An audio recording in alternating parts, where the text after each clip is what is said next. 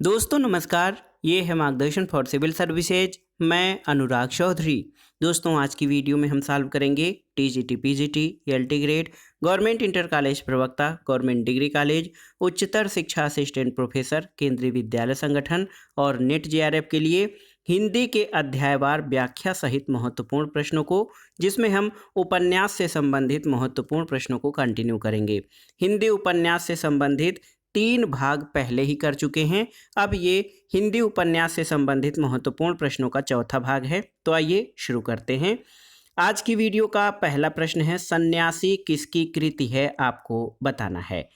यशपाल, नागार्जुन, निराला या फिर इलाचंद्र जोशी। तो सही उत्तर है सन्यासी इलाचंद्र जोशी का उपन्यास है। तो याद रखिएगा दोस्तों, सन्यासी जो है पर्दे की रानी, प्रेत और छाया, सन्यासी, निर्वासित, ये सभी इलाचंद्र जोशी के अत्यंत ही महत्वपूर्ण उपन्यास हैं। और जान लीजिए दोस्तों, जहाज का पंछी इलाचंद्र जोशी द्वारा लिखित एक मनोवैज्ञानिक उपन्यास है। अगला प्रश्न है, गुलाम मंडी उपन्यास की लेखिका कौन है। तो सही उत्तर है गुलाम मंडी उपन्यास की लेखिका निर्मला भुराड़िया हैं। देखिए ऑप्शन डी आपका सही उत्तर है। गुलाम मंडी उपन्यास लेखिका इसकी निर्मला भुराड़िया हैं और इसमें मानव तस्करी की वैश्विक समस्या को और किन्नरों के जीवन की त्रासदी और सामाजिक उपेक्षा के दर्द को बहुत ही मार्मिकता के साथ सामने लाया गया है। इनके अन्य उपन्यासों में फिर कोई प्रश्न करो नचिकेता और खुशी का विज्ञान है। तो याद रखिएगा, गुलाम मंडी निर्मला भुराड़िया का लिखित उपन्यास है। अगले प्रश्न पर आते हैं दोस्तों, दीवार में एक खिड़की रहती थी, इस उपन्यास की रचना किसने की है। तो सही उत्तर है विनोद कुमार शुक्ल। देखिए दोस्तों, दीवार में एक खिड़की रहती थी उपन्यास की रचना विनोद कुमार शुक्ल द्वारा की गई है। नौकर की कमीज, खिलेगा तो देखेंगे, इनके अन्य उपन्यास हैं। और विनोद कुमार शुक्ल हिंदी के प्रसिद्ध कवि और उपन्यासकार हैं। शुक्ल जी को दीवार में एक खिड़की रहती थी उपन्यास के लिए 1999 का साहित्य अकादमी पुरस्कार भी दिया गया है। अगला प्रश्न है, हिंदी जासूसी और तिलस्मी उपन्यासों का श्री गणेश करने का श्रेय किसे प्राप्त है, आपको बताना है। तो सही उत्तर है दोस्तों देवकी नंदन खत्री। देखिए, प्रवृत्ति भेद के आधार पर द्विवेदी युगीन उपन्यासों को 5 वर्गों में बांटा जा सकता है। तिलस्मी अय्यारी उपन्यास, जासूसी उपन्यास, अद्भुत घटना प्रधान उपन्यास, ऐतिहासिक उपन्यास और सामाजिक उपन्यास। डॉक्टर नगेंद्र की पुस्तक हिंदी साहित्य का इतिहास में ये वर्णित है कि तिलस्मी अय्यारी उपन्यासों की परंपरा देवकीनंदन खत्री द्वारा भारतेंदु युग में प्रारंभ की गई। खत्री जी के काजर की कोठरी, अनूठी बेगम, गुप्त गोदना, भूतनाथ प्रथम 6 भाग, चंद्रकांता, चंद्रकांता संतति, नरेंद्र प्रेम मोहिनी, कुसुम कुमारी, वीरेंद्र वीर उर्फ कटोरा भर खून उपन्यास इसी युग में प्रकाशित हुए थे। भूतनाथ अपूर्ण थी और अपनी असामयिक मृत्यु के कारण वे इस उपन्यास के केवल 6 भागों को लिख पाए। आगे के शेष 15 भाग उनके पुत्र दुर्गा प्रसाद खत्री ने पूर्ण किए। और जासूसी उपन्यासों का प्रवर्तन आप जान लीजिए गोपाल राम गहमरी द्वारा किया गया था।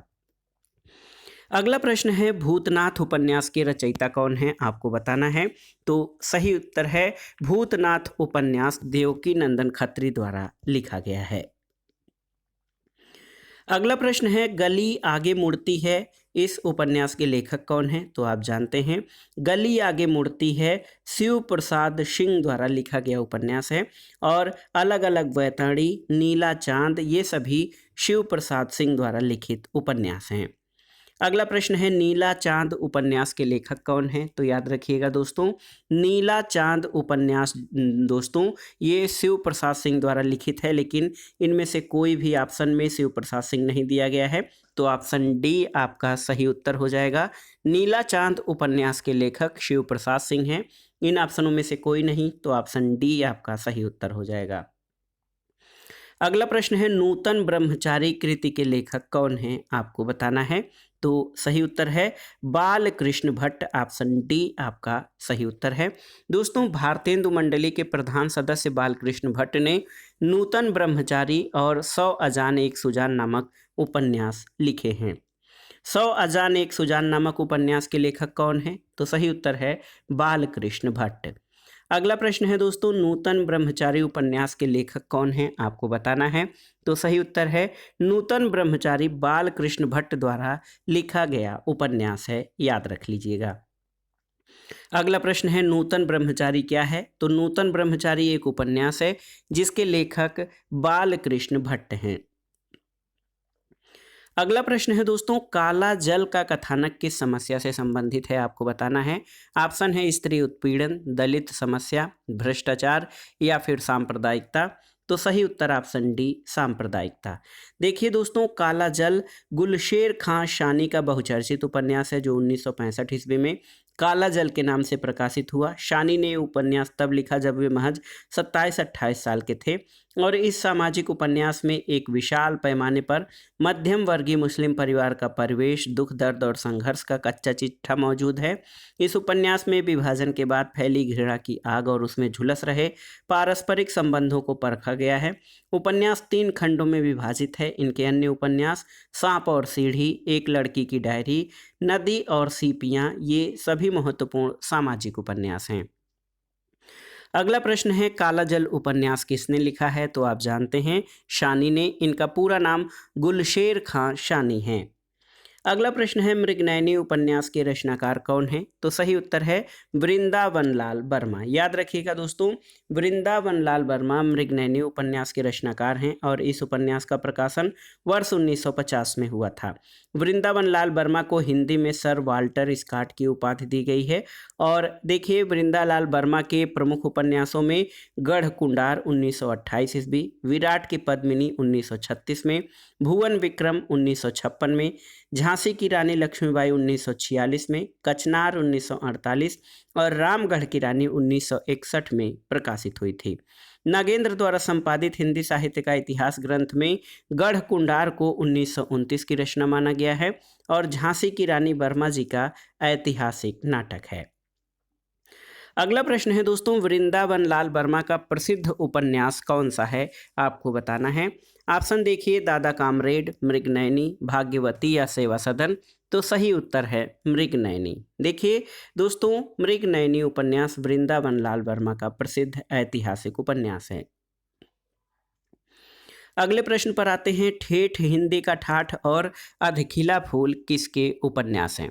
तो देखिए, सही उत्तर है अयोध्या सिंह उपाध्याय हरिऔध द्वारा लिखा गया उपन्यास है ठेठ हिंदी का ठाठ और अधकिला फूल। हरिऔध जी द्विवेदी युगीन रचनाकार हैं। और दोस्तों, अयोध्या सिंह उपाध्याय के उपन्यासों में प्रेम कांता, नाटक में रुक्मिणी परिणय और महाकाव्य में सबसे महत्वपूर्ण प्रिय प्रवास महाकाव्य अयोध्या सिंह उपाध्याय का खड़ी बोली का महाकाव्य है। अगला प्रश्न है दोस्तों, ठेठ हिंदी में उपन्यास लिखने वाले कौन हैं? तो सही उत्तर है हरिऔध उपाध्याय या अयोध्या सिंह उपाध्याय। हरिऔध में उपन्यास लेखन की प्रतिभा नहीं थी। इनके उपन्यास अधखिला फूल 1907 में धार्मिक अंधविश्वासों का दुष्परिणाम दिखाया गया है। ठेठ हिंदी का ठाठ 1899 में प्रसिद्ध रचना है, किंतु इसमें कथा विन्यास की अपेक्षा भाषा के विशिष्ट प्रयोग पर लेखक की अधिक दृष्टि रही है। अगला प्रश्न है दोस्तों, ठेठ हिंदी का ठाठ उपन्यास की रचना किसने की है? तो अयोध्या सिंह उपाध्याय हरिऔध द्वारा ठेठ हिंदी का ठाठ उपन्यास लिखा गया है। अगला प्रश्न है, अयोध्या सिंह उपाध्याय कृत ठेठ हिंदी का ठाठ क्या है? तो ये एक उपन्यास है, याद रखिएगा। अगले प्रश्न पर आते हैं दोस्तों, अयोध्या सिंह उपाध्याय हरिऔध द्वारा रचित ठेठ हिंदी का ठाठ किस विधा की रचना है? तो सही उत्तर है यह एक उपन्यास है। अयोध्या सिंह उपाध्याय हरिऔध द्वारा रचित ठेठ हिंदी का ठाठ एक उपन्यास है। अगला प्रश्न है, ठेठ हिंदी का ठाठ उपन्यास की रचना किस कवि के द्वारा की गई है? तो याद रखिएगा, अयोध्या सिंह उपाध्याय हरिऔध के द्वारा। अगला प्रश्न है, पद्यात्मक भावभूमि पर श्यामा स्वप्न नामक उपन्यास की सर्जना किसने की है? ये बहुत ही महत्वपूर्ण प्रश्न है। तो सही उत्तर है ठाकुर जगमोहन सिंह। दोस्तों, ठाकुर जगमोहन सिंह 1857 से 1899 ईस्वी ये मध्य प्रदेश की विजय राघवगढ़ रियासत के राजकुमार थे। 1881 में इन्होंने संस्कृत और अंग्रेजी की शिक्षा प्राप्त की वहीं पर भारतेंदु हरिश्चंद्र से संपर्क हुआ और उनकी काव्य कृतियों में प्रेम संपत्ति लता, श्यामलता, श्यामा सरोजनी, देवयानी और श्यामा स्वप्न है। श्यामा स्वप्न शीर्षक उपन्यास में उन्होंने प्रसंगवश कुछ कविताओं का समावेश किया है। उनके द्वारा अनुदित, ऋतु संहार और मेघदूत ब्रज भाषा की सरस कृतियां हैं और सरस मधुर ब्रज भाषा उनकी रचनाओं की अन्यतम विशेषताएं हैं। अगला प्रश्न है दोस्तों, राधा कृष्ण ने गोवध की समस्या का निवारण करने के लिए कौन सा उपन्यास लिखा है, आपको बताना है। तो सही उत्तर है दोस्तों राधा कृष्ण गोस्वामी, राधा कृष्ण दास। दोस्तों राधा कृष्ण दास द्वारा निस्सहाय हिंदू लिखा गया है गोवध की समस्या का निराकरण करने के लिए। और दोस्तों इस उपन्यास में गोरक्षा, हिंदू मुस्लिम एकता, राष्ट्रीय भावना और नव जागरण का संदेश है। ये उपन्यास 1890 में प्रकाशित हुआ, जबकि इसकी रचना 1881 ईस्वी में हुई थी। अगला प्रश्न है, निस्सहाय हिंदू उपन्यास के लेखक कौन हैं? तो सही उत्तर है राधा कृष्ण दास निस्सहाय हिंदू के लेखक हैं। बालकृष्ण भट्ट ने नूतन ब्रह्मचारी की रचना, पंडित लज्जाराम मेहता ने धूर्त रसिकलाल और आदर्श हिंदू तथा ठाकुर जगमोहन सिंह ने गद्य पद्य मिश्रित श्यामा स्वप्न नामक उपन्यास लिखा है। अगला प्रश्न है, निस्सहाय हिंदू उपन्यास के लेखक कौन है, आपको बताना है। तो सही उत्तर है राधा कृष्ण दास। त्यागपत्र उपन्यास के लेखक का क्या नाम है? तो सही उत्तर है दोस्तों त्यागपत्र उपन्यास जैनेन्द्र कुमार की कृति है और जैनेन्द्र कुमार द्वारा रचित अन्य उपन्यासों में परख, सुनीता, कल्याणी, सुखदा, विवर्त, जयवर्धन, तपोभूमि और मुक्तिबोध हैं। उनके उपन्यास मुक्तिबोध पर उन्हें साहित्य अकादमी पुरस्कार दिया गया था। अगला प्रश्न है, आचार्य रामचंद्र शुक्ल ने किसे हिंदी का पहला उपन्यास माना है? तो सही उत्तर है लाला श्रीनिवास द्वारा रचित परीक्षा गुरु, जो 1882 में प्रकाशित हुआ था। इसको आचार्य रामचंद्र शुक्ल ने हिंदी का पहला उपन्यास माना है। देखिए, भारतेंदु युग के लेखकों को उपन्यास रचना की प्रेरणा बंगला और अंग्रेजी के उपन्यासों से मिली। हिंदी का पहला मौलिक उपन्यास लाला श्रीनिवास दास का परीक्षा गुरु है, जो 1882 में प्रकाशित हुआ। आचार्य रामचंद्र शुक्ल भी इसे हिंदी का प्रथम उपन्यास मानते हैं। हिंदी, उर्दू, संस्कृत, फारसी और अंग्रेजी भाषाओं पर समान अधिकार रखने वाले लाला श्रीनिवास दास को हिंदी में आधुनिक ढंग का पहला उपन्यास लिखने का गौरव प्राप्त है। अगला प्रश्न है, हिंदी का प्रथम मौलिक उपन्यास कौन है? तो ये है लाला श्रीनिवास दास का परीक्षा गुरु, जिसका कि प्रकाशन वर्ष 1882 है। अगला प्रश्न है दोस्तों, परीक्षा गुरु को किस समालोचक ने हिंदी का पहला उपन्यास स्वीकार किया है? तो ये हैं हिंदी साहित्य के महत्वपूर्ण इतिहास लेखक आचार्य रामचंद्र शुक्ल ने लाला श्रीनिवास दास के उपन्यास परीक्षा गुरु को हिंदी का प्रथम उपन्यास माना है। अगला प्रश्न, कई बार यही प्रश्न पूछा गया है कि परीक्षा गुरु उपन्यास के लेखक कौन है? तो उत्तर है लाला श्रीनिवास दास। और अगला प्रश्न है, परीक्षा गुरु उपन्यास का प्रथम प्रकाशन कब हुआ था? तो सही उत्तर है 1882 यानी 1882 में परीक्षा गुरु उपन्यास का प्रकाशन हुआ था। अगला प्रश्न है दोस्तों, परीक्षा गुरु उपन्यास का रचना काल कब माना जाता है? तो ये है 1882 ईस्वी। परीक्षा गुरु उपन्यास का प्रकाशन वर्ष क्या है? तो परीक्षा गुरु लाला श्रीनिवास दास का उपन्यास है, जो 1882 में प्रकाशित हुआ था। अगले प्रश्न पर आते हैं दोस्तों। अगला प्रश्न है, देवकीनंदन खत्री के उपन्यास चंद्रकांता को हिंदी का प्रथम उपन्यास किसने माना है? तो सही उत्तर है डॉक्टर श्री कृष्ण लाल। देखिए दोस्तों, देवकीनंदन खत्री के उपन्यास चंद्रकांता को हिंदी का पहला उपन्यास डॉक्टर श्री कृष्ण लाल ने माना है, जबकि आचार्य रामचंद्र शुक्ल ने परीक्षा गुरु उपन्यास को हिंदी का प्रथम मौलिक उपन्यास माना है। इसके लेखक श्रीनिवास दास हैं। और आचार्य हजारी प्रसाद द्विवेदी ने भारतेंदु के पूर्ण प्रकाश और चंद्रमा उपन्यास को हिंदी का पहला उपन्यास माना है। अगला प्रश्न है, चंद्रकांता उपन्यास के संबंध में असत्य यानी गलत कथन को चिन्हित कीजिए। यह परीक्षा गुरु के बाद की कृति है, सही है। इसमें असाधारण कल्पना शक्ति निहित है, ये देखिए सही है। इसका प्रकाशन 1894 में हुआ था। तो ये आपका गलत है। और इस उपन्यास में रहस्य को सुरक्षित रखने वाला कथा संगठन विद्यमान है। तो दोस्तों चंद्रकांता उपन्यास देखिए, इसका प्रकाशन 1894 में हुआ था, ये गलत है क्योंकि चंद्रकांता का प्रकाशन 1888 में हुआ था।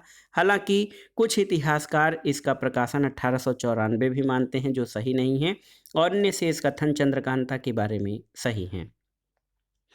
अगला प्रश्न है दोस्तों, बाबू देवकी नंदन का प्रसिद्ध उपन्यास कौन सा है, आपको बताना है।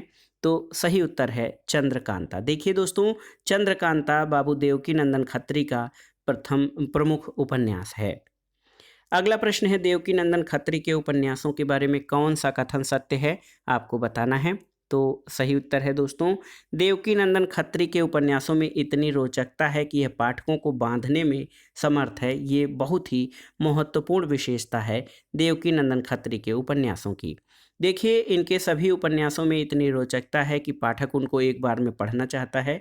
इनके चंद्रकांता उपन्यास का आलम ये रहा कि गैर हिंदी भाषी पाठक ने इसे पाठकों ने पढ़ने के लिए हिंदी भाषा सीखा था।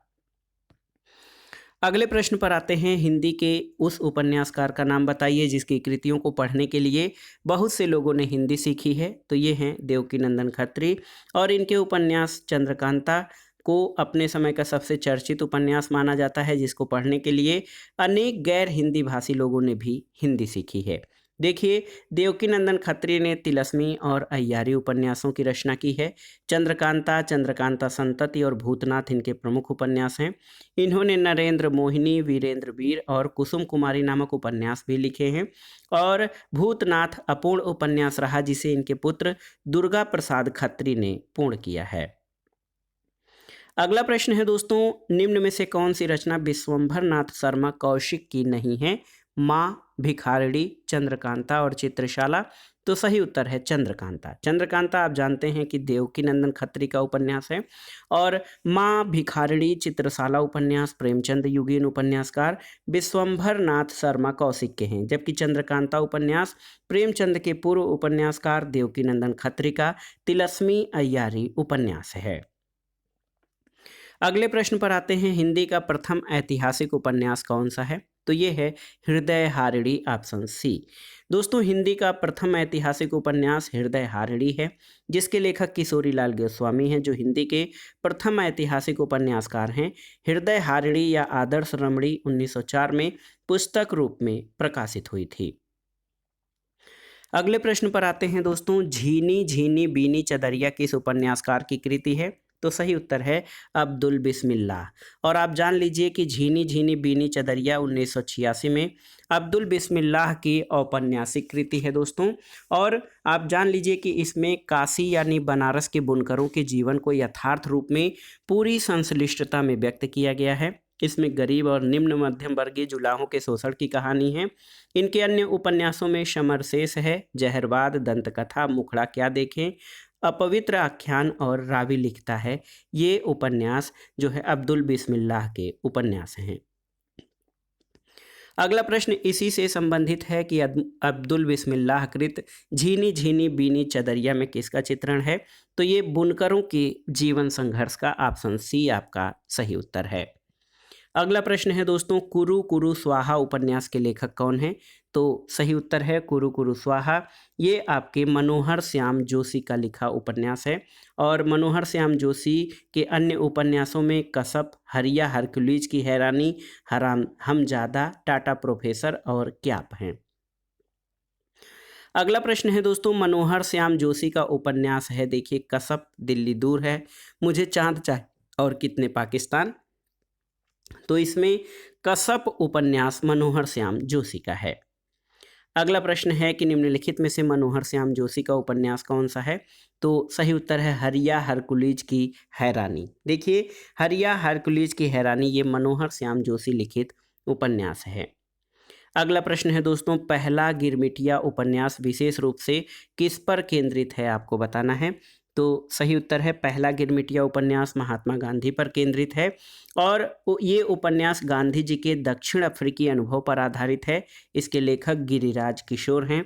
इनके अन्य उपन्यासों में लोग, चिड़ियाघर, दो, इंद्र सुने दावेदार, तीसरी सत्ता यथा प्रस्तावित, परिशिष्ट, असलाह, अंतर्ध्वंस, ढाई घर और यातना घर। ये जो दोस्तों ये गिरिराज किशोर के महत्वपूर्ण उपन्यास हैं। पहला गिरमिटिया उपन्यास के लेखक कौन है आपको बताना है। तो सही उत्तर है गिरिराज किशोर की रचना है पहला गिरमिटिया। अगला प्रश्न है दोस्तों, बयां का घोंसला उपन्यास के लेखक कौन है आपको बताना है। तो सही उत्तर है लक्ष्मी नारायण लाल, ये बयां का घोंसला उपन्यास के लेखक हैं। देखिए, बयां का घोंसला का पूरा नाम बयां का घोंसला और सांप है। इस उपन्यास के लेखक लक्ष्मी नारायण लाल हैं। इनके अन्य उपन्यासों में धरती की आंखें, काले फूल का पौधा, रूपा जीवा, बड़ी चंपा छोटी चंपा, मन वृंदावन, प्रेम अपवित्र नदी, बड़के भैया, हरा समंदर, गोपी चंदर और श्रृंगार, वसंत की प्रतीक्षा, देवीना, पुरुषोत्तम, गली अनारकली और कनॉट प्लेस, ये लक्ष्मी नारायण लाल के प्रमुख उपन्यास हैं। अगला प्रश्न है दोस्तों, रूपा जीवा उपन्यास किसका लिखा गया है। तो ये लक्ष्मी नारायण लाल द्वारा लिखित उपन्यास है। नटों के जीवन संघर्ष का उल्लेख किस उपन्यास में नहीं है। देखिए, कब तक पुकारूं, सैलूष, झूला नट और सेवा सदन। तो सही उत्तर है सेवा सदन में दोस्तों नटों के जीवन का उल्लेख नहीं है, बल्कि वेश्यावृत्ति पर आधारित है। शेष उपन्यासों में नटों के जीवन संघर्ष का उल्लेख किया गया है। अगला प्रश्न है दोस्तों, सूची 1 का सूची 2 से सुमेलन करना है और दिए गए उपन्यास और उन उपन्यासकारों का मिलान करना है जो उनकी कृतियां हैं। मुर्दों का टीला, ये रांगे राघव का उपन्यास है। डूबते मस्तूल नरेश मेहता द्वारा लिखा गया है। महाभोज मन्नू भंडारी द्वारा लिखित राजनीतिक उपन्यास है। और लाल टीन की छत, ये निर्मल वर्मा द्वारा लिखित उपन्यास है। तो सही उत्तर ऑप्शन बी हो जाएगा 3, 4, 2 और 1। अगले प्रश्न पर आते हैं दोस्तों, उपन्यास के तत्वों में से कौन सा नहीं है। देखिए, कथा वस्तु, चरित्र चित्रण, कथोपकथन और रंग निर्देश। तो इसमें से उपन्यास के तत्वों में कौन सा नहीं है। तो सही उत्तर है रंग निर्देश दोस्तों उपन्यास के तत्वों में नहीं है। और विद्वानों के अनुसार उपन्यास के 6 तत्व हैं। कथा वस्तु, पात्र और चरित्र चित्रण, कथोपकथन, भाषा शैली, देश काल और वातावरण और उद्देश्य। रंग निदेश उपन्यास का तत्व नहीं, बल्कि ये नाटक का प्रमुख तत्व है। अगले प्रश्न पर आते हैं दोस्तों, नदी के द्वीप किस विधा की रचना है आपको बताना है।